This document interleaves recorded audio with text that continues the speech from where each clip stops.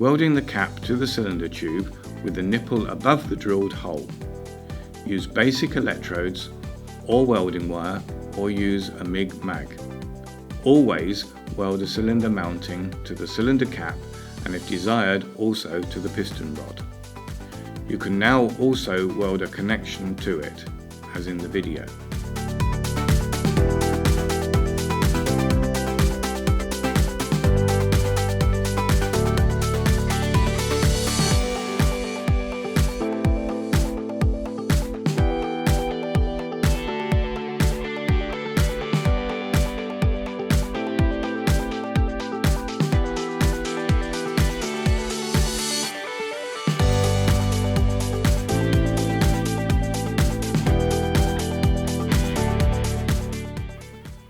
It is best to tap the connections twice.